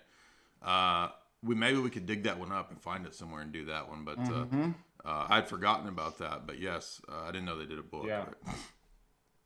And to assume that the truth of Christianity is already proven. And what are called, and they include Dr. Craig with great honor and respect in this, the evidentialists. Right, so it's interesting that he does acknowledge the transcendental argument from the outset, as opposed to William Lane Craig as an evidentialist. So So he gets a point there. Say what? He gets a point there. Okay, yeah, we will give Hitchens a point for that. Yeah, that is at least he acknowledges this. Most atheists don't, but. You want to take a couple super chats, since a lot of people have been super Yeah, chatting? thank you guys. That's so wonderful. Yeah, we've got Let's quite a take couple few here. super chat. It'll be our intermission break. We take from time to time the super chat. Metal Eric. By the way, we'll be splitting these super chats with Father Deacon Dr. Ananias, so we're taking time out tonight to hopefully help understand the proper way to debate. Metal Eric says for $10. Sometimes when I watch your content, I'm like, how can someone be so base and red pilled? Now, how would you respond to the notion that Christianity is a religion for beta males because it teaches obedience, humility, and that these things are not really sexy in our day and age? Well, I would say that that those are misunderstandings of what obedience and humility are. Obedience and humility is not. It's not being like this and whatever you say. I mean, obedience and humility is first and foremost obedience to God. So how else could you be healthy and virile and living unless you're living according to God? I mean, look at who is mostly a soy male. I would say it's people on the atheist side of things. Are there a lot of soy Christians? Sure. But I think most of those Christians are unfortunately heterodox. Maybe you could speak to this, Father Deacon. What do you say to somebody who says, well, isn't Christianity a religion of weakness and humility? I'm trying to remember what movie, Jay, you could help me out with this, where it was like oh, wait a minute. I remember it was Schindler's List. And do you remember he uses that psychological tactic, real strength. I think he's speaking to the guard or something like that, who has absolute power to kill anybody. And he was doing that, and then he says to him, but real strength is having that power and not doing it. And I think that's how that's how God works. God has all the power to destroy all of us. And yet he takes a gentle approach, and that reveals something that's a strength. So the ability to be obedient in the right ways, in the right context, at the right time, when you don't have to, is a strength, not a weakness. Yeah. I mean, there's strength in virtue. How could there be strength in vice? I mean, vice leads to death and destruction and degeneracy. You know, Christianity teaches virtue. It teaches you to, have a family, to be, productive, to have children, have offspring, to, follow God's law, to be manly, to defend your family and your people. Mm-hmm. Self-defense is a Christian teaching and virtue. And so this idea that this would therefore be, I think maybe you're talking about a lot of what passes for Christianity, which is not Christianity. Yes. Yeah, exactly. So be clear on, and again, we've gotten in these arguments before with other people who think that orthodoxy is passivism, and thank God we have warrior saints. We have warrior saints, yes. Just go look up the warrior saints and the kings. Thank God for Saint Olga. So even women have, this beautiful strength and warriorness. And remember, too, I was Protestant. Jay, you were Protestant. Right. And I always tell people what they're getting into when they become Orthodox. It will be hard. There was nothing like it when I was Protestant. I was not attacked. Right. You will become a soldier. And it's very difficult. So that's very a masculine trait within Orthodox Christianity. The warrior. Right. Now people are saying, what about turn the other cheek? Okay. So again, the statements that Jesus makes in the Sermon on the Mount are actually not in contrast to what's in the Old Testament. Did you know in the Old Testament you didn't have the right to try to avenge yourself on your neighbor? No, you're supposed to, if you had an issue with your neighbor, you're supposed to, in the Old Testament times, take it up in the courts and do it lawfully. That was what you were called to do. Doesn't mean everybody did that. But the Pharisees had turned these laws into perversions where they said that you could actually hate your neighbor and do these kinds of things. And Jesus was actually just saying that you can't, even if you have to practice self-defense or do these kinds of things, you still don't hate your neighbor or your enemy from your heart. You can kill your enemy and love him at the same time. That's actually legitimately possible to do, because we can do it in the sense of self-defense or for a higher goal of protecting our loved ones and this kind of stuff. Can you imagine actually applying that for like any form of discipline, like discipline your children? I mean, it's just a basic Christ misunderstanding. says turn the other cheek. As if it's this universal rule with no context, like always turn the other cheek, right? Jesus didn't turn the other cheek, right? In many cases, he formed a whip of cords and whipped out and beat the money changers out of the... I came not to bring peace but the sword. Christ is dividing. Remember Ecclesiastes 3:8 too. There's a time for love. There's a time for hate, a time for war, self-defense. and a There's a time time for for peace. martyrdom, right? So it's not a one-size-fits-all, childishness attitude that we're supposed to have. All right, let's move on here. Metal Eric says, how do you read? What's with all those sticky notes that you have in the books? There's no order or color code. It's just whatever sticky notes are around. Sorry that people always think I have some by the great way, scheme or code by how I methodology. read the books, but I don't. Here's a good methodology, guys. It's just sticky notes. That's it. The Philosophy Student's Writer Manual and Reader's Guide. And with your purchase, I'll actually throw in an extra copy of the leftover of my zero sugar drink here. And a signed copy of Left Behind from you. a signed copy of Left Behind. And what else should I throw in? Throw in some sticky notes with your notes on it. And some sticky notes. But by the way, I do recommend, there are some tips and tactics on how to.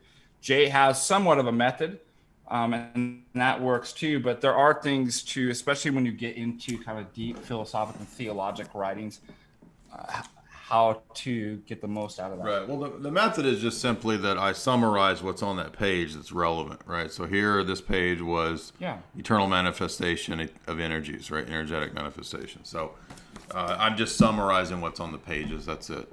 But writing it out helps you remember. So in that sense, there is I guess, a process. Sean Forrest, $2. I loved your debate with Ask Yourself. It was very entertaining. The fact. Thank you. Luthien, $10. Stop. Philosophize then. Presup. The Doctor and Jay is back to review for us. Yes, the HIB posse, baby. VIP posse. Vanilla Ice, if you didn't know that. Tyler Siriani, $3.91. Is the Bible an is doctrine, or is the Bible an is in that Christians get their ought from it? In a sense, yes. I mean, we do have an element of divine command theory, right? So atheists always bring, do you believe in divine command theory? Is it good because God says it so, or God says it so because it's good? Right? They try to do the Euthyphro dilemma, and we don't fall into that dialectic because the different types of command theory or whatever, like there's an element of all those that we do agree to, and so it's not just the Bible, but revelation, which is not restricted to the Bible because we're not Protestants, is where we derive our oughts from. Now, there is natural revelation and there's supernatural revelation. Natural revelation being what's evident in nature and in man, but we can misinterpret that. That's not a thing that is just easy to go figure out because we're fallen. So we need revelation in the sense of direct revelation and the illumination of the Holy Spirit, not just to interpret the Bible, but to also interpret the natural world. That's why St. Justin Popovich in his essay says we don't do natural theology, because you need to repent to understand nature just as much as you need to repent to understand the Bible. You're not going to interpret either one right without repentance, because both require noetic perception of what the content of a revelation of nature and scripture both is, which is the logi. Gay Human Pumpkin, $1. Gay Human Pumpkin destroys all atheist assumptions. Correct. The pumpkin, the great pumpkin, is David Hume's good argument against these bad foundationalist arguments. Exposing Powerful Lies, $8. Whoa! I never knew the Vanilla Ice did debate reviews. Lead that hero and get with the zero. That's the Vanilla Ice line. But he says, Exposing Powerful Lies says, now that I see that he does, I'd like to donate the small sum towards the next icing shot. What is an icing? Oh, from the other debate stream. Yes. Yeah, we're going to be drinking beer steins full of icing. Right. That was a joke I was making on the other stream. Or smoke a fake weed CBD spliff. Ice, baby. Flying Virtue, $50. Wow, thank you. That's going to be split between us. He says, I give the debate 4 cheesecakes. Yeah, that was a weird line from Trent Horn in that debate with Cosmic Skeptic. He said, this debate is cheesecake. By which I guess he meant it was easy, but I'm not sure what he meant. This is just maybe he was just hungry. You ready to return to the debate before we do more of these super chats? Yes, sir. All right, so here we're back to Hitchens, and let's see where Hitchens takes it in response to WLC. So much drama in the WLC. Now, I want to begin by saying that this distinction strikes me first as a very charming distinction, and second as false, or perhaps as a distinction without a difference. Well, why do I say charming? Because I think it's rather sweet that people of faith also think they ought to have some evidence. And I think it's progress of a kind. After all, if we had been having this debate in the mid-19th century, Professor Craig or his equivalent would have known little or probably nothing about the laws of physics and biology. Maybe even less than I know now, which is to say quite a lot. That's good. In its way. It's good he did that.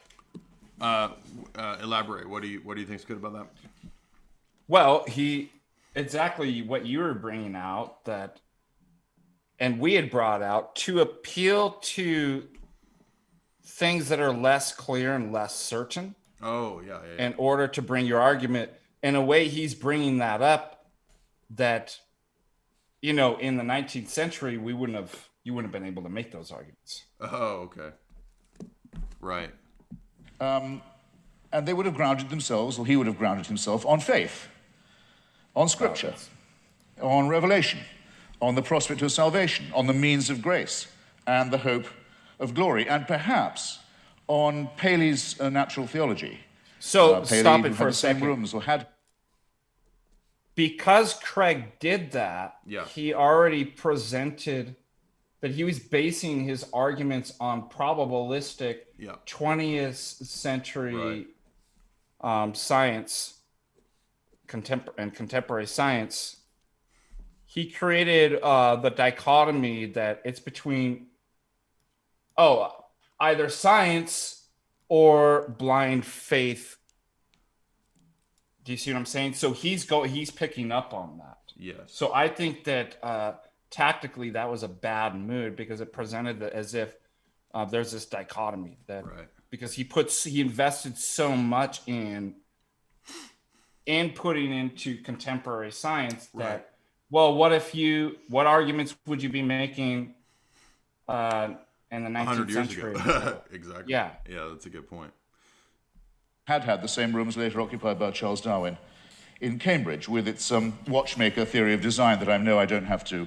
Yeah, this is another important point, because he's saying that now all the people that you're appealing to for a lot of your scientific claims and the natural theology claims, natural theology has been dispensed with.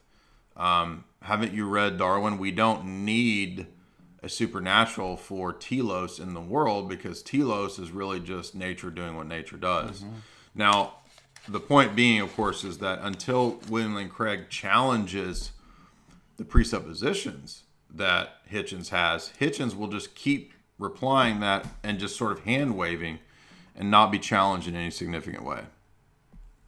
Expound to you, but which briefly suggests that if an Aborigine is walking along a beach and finds a gold watch ticking, he knows not what it's for, or where it came from, or who made it, but he knows it's not a rock, he knows it's not a vegetable, he knows it must have had a designer. The Paley analogy held for most Christians for many years, because they were willing to make the assumption that we were mechanisms, and that therefore there must be a watchmaker. But now that it's been, here's where the presuppositionalist versus evidentialist dichotomy begins to kick in. Now it's been rather painstakingly and elaborately demonstrated, to the satisfaction of most people. I don't want to just use arguments from authority. By the way, this is a great response. William Lane Craig did appeal to the consensus, to what most people think, to what most scientists feel and think. And I like where Hitchens is going here, because I feel like he's going to give a Humean type of response that, well, all those people that you appeal to and all this natural theology has given way to the fact that empiricism and empirical approaches towards evidence don't actually vindicate an entire worldview, Dr. Craig.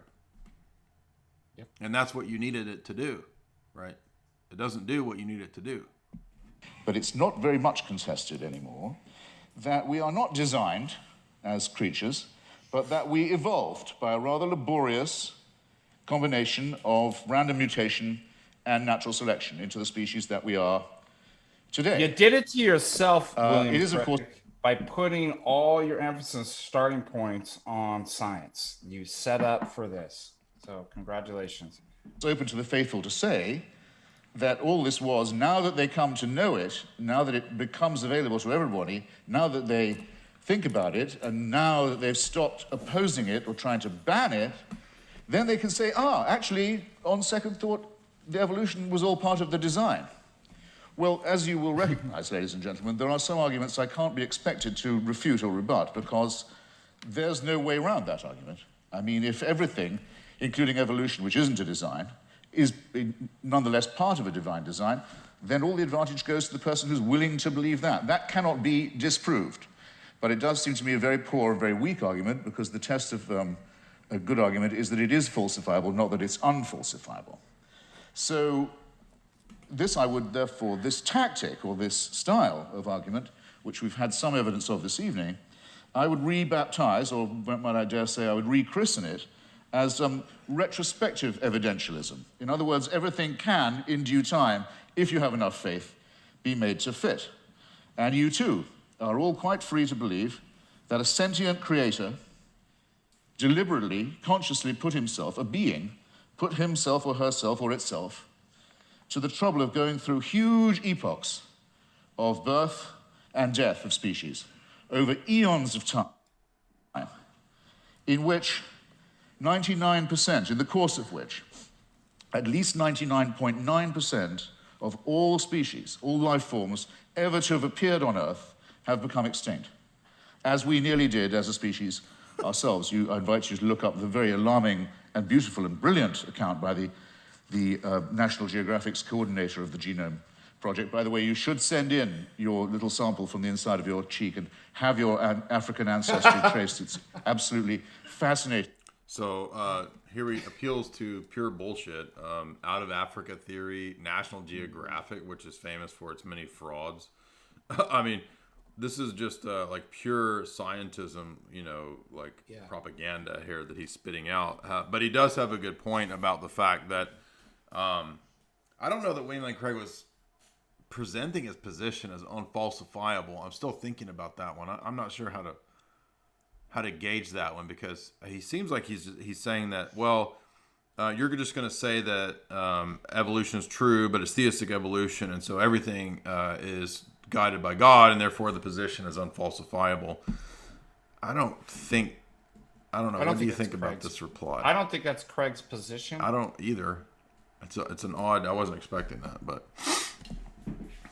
And I'm not sure that, not that I agree with theistic evolution, but I don't think that they would even create that is a non-falsifiable theory. Yeah. I think that might actually be straw manning. Oh, that's a good point. Yeah, that was a straw man. I think so. So I don't agree with theistic evolution, but that doesn't mean that I'm not capable of seeing that that's a straw man. As far as I know, I haven't met people like, well, then God did evolution, designed it. It's like, yeah, you can't. They're not doing a non-falsifiable. I think that for those who, probably the Tomistic philosophers and Jesuits who promote theistic evolution, they probably have things that would be like, yes, this would actually falsify. Well, and again, as an evidentialist, I don't see how you could present your position as unfalsifiable if you're trying to be consistent.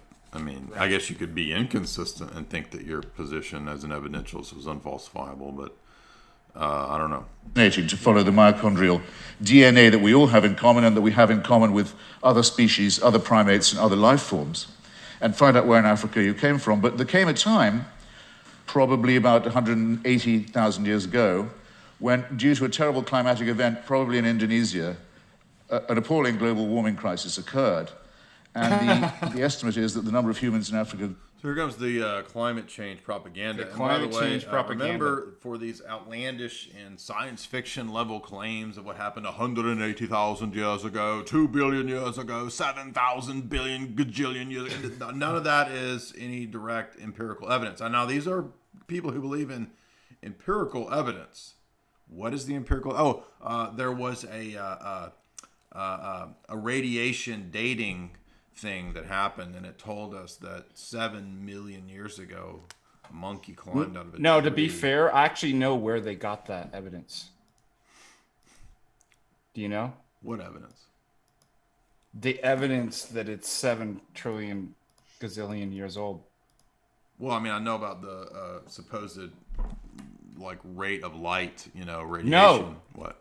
They got it from L. Ron Hubbard, who is the oracle Okay. of science. That's actually believable. I mean, literally, when I hear these people saying this kind of stuff It now, I can't sounds like distinguish L. them Ron from Hubbard. L. Ron Hubbard when I hear this stuff. I can't. because, I can't either. Like Yeah.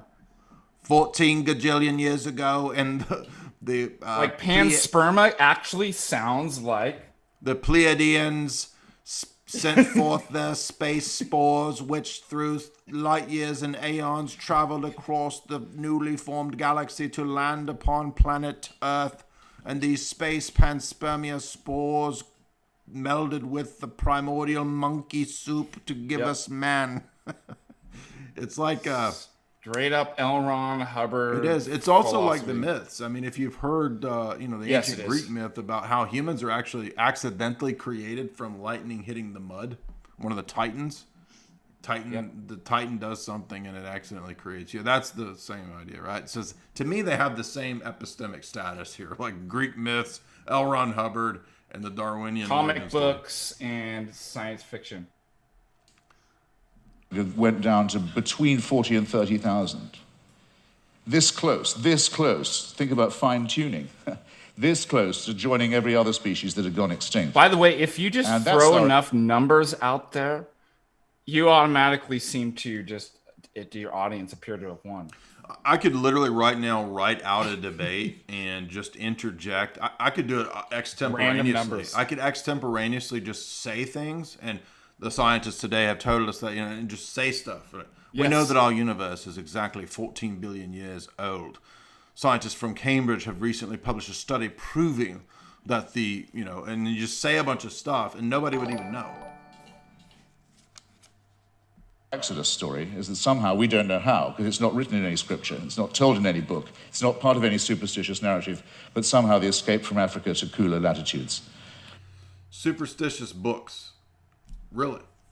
Would that be books like Origin of Species, which talks about the arbitrary evolutionary gradations of human beings and the Anglosphere being the most evolved? Now, is that superstition or is that scientific fact? I'm confused here with how to delineate between the two. You know that's the title of the Origin of Species, right? That the Anglo man is the highest evolved man and everyone else is basically monkey man. Is that true or superstition? Right. So these are Was made, but that's these are propaganda terms rather than arguments. how close it was. You have to be able to imagine that all this mass extinction and death and randomness is the will of a being. You are absolutely free to believe that if you wish. And all of this should happen so that one very By the way, this is actually, he's not making that sophisticated and clever of an argument, but there is an argument here, which I often make, which is that if you make the natural theology arguments, death is natural. But death being natural is completely contrary to the entire Christian paradigm. It's totally contrary to Romans 8. So you can't have, on the one hand, an apologetic which says death is natural, that's against your Christology, which says that death is unnatural. That's crazy. But all of these natural theology proponents, almost all of them, they affirm theistic evolution, and they will affirm that death is natural. Have you read Romans 8? Have you read Paul in Corinthians? Death is the enemy. It's not natural. imperfect race of evolved primates should have the opportunity to become Christians or to turn up at this gym tonight. That all of that was done with us in view. It's a curious kind of solipsism. It's a curious kind of self-centeredness.